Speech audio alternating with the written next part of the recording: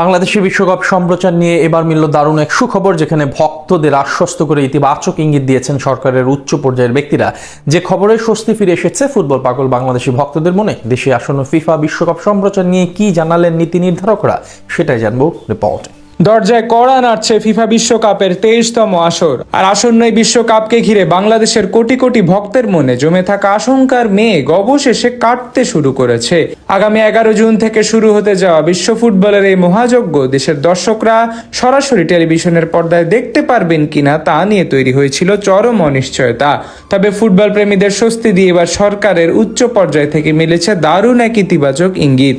বাফুফের সভাপতি তাবিত আউয়াল সোমবার সন্ধ্যায় জাতীয় দলের বিদেশি কোচ ও ঘরোয়া ফুটবল ইস্যুর পাশাপাশি বাংলাদেশে বিশ্বকাপ সম্প্রচার নিয়ে কথা বলেন। তিনি দেশের ফুটবল প্রেমীদের আশ্বস্ত করে জানিয়েছেন, কোনো অবস্থাতেই দেশের দর্শকদের বিশ্বকাপ দেখা থেকে বঞ্চিত করা যাবে না।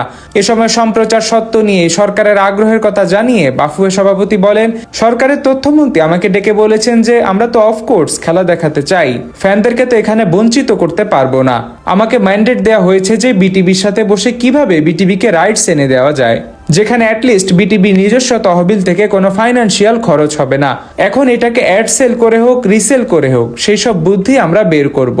বিটিভির মাধ্যমে আমরা চেষ্টা করব নেগোশিয়েট করতে প্রাইসটাকে আরো কমিয়ে আনার জন্য।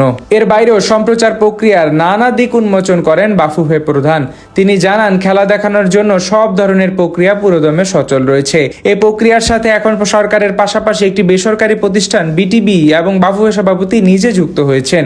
চূড়ান্ত ঘোষণার সুনির্দিষ্ট তারিখ এখনই বলা না গেলেও বিটিভির মাধ্যমে একটি কার্যকরী সমাধান বের করা হবে এবং ইতোমধ্যেই তারা একটি সফল পদ্ধতির খুব কাছাকাছি পৌঁছে গেছেন।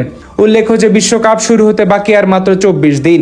এই অল্প সময়ের মধ্যে প্রায় 100 কোটি টাকার মতো একটি বিশাল অঙ্কের আর্থিক বিষয় নিষ্পত্তি করা বিশাল চ্যালেঞ্জ। এই প্রসঙ্গে তাবিত আউয়াল জানান, আসল জটিলতা তৈরি হবে সম্প্রচার সত্ত্বের দাম নিয়ে। মূল লক্ষ্য হচ্ছে আলোচনার মাধ্যমে দামটিকে একটি যৌক্তিক পর্যায়ে নামিয়ে আনা এবং দ্রুততম সময়ে অর্থ পরিশোধ করে ফিফার কাছ থেকে সত্ত্ব নিশ্চিত করা। সময় এবং মূল্য দুটি বড় চ্যালেঞ্জ হলেও পুরো প্রক্রিয়ার স্বচ্ছতা নিয়ে কোনো আপোষ করা হবে না। এর আগে 2022 কাতার বিশ্বকাপের সময় বিটিভি 100 কোটি টাকা ব্যয়ের প্রক্রিয়া নিয়ে নানা প্রশ্ন উঠেছিল।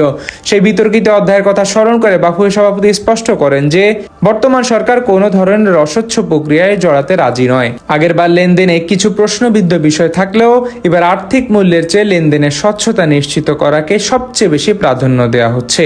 আর এই স্বচ্ছতা বজায় রাখা কঠিন কোনো কাজ হবে না বলে দৃঢ় আশাবাদ ব্যক্ত করেন তাবিত আউয়াল। তিনি উল্লেখ করেন, বর্তমান সরকার, ক্রীড়ামন্ত্রী এবং দেশের শীর্ষ নেতৃত্ব প্রথম দিন থেকেই প্রতিটি খাতে সততা ও উন্মুক্ততা বজায় রাখতে নির্লসভাবে কাজ করে যাচ্ছেন। সরকারের এই দৃঢ় অবস্থানের কারণেই সর্বোচ্চ স্তরের স্বচ্ছতা বজায় রেখে শেষমেশ বাংলাদেশে সফলভাবে বিশ্বকাপ সম্প্রচার করা সম্ভব হবে বলে মনে করছেন বাংলাদেশ ফুটবল ফেডারেশনের এই সভাপতি।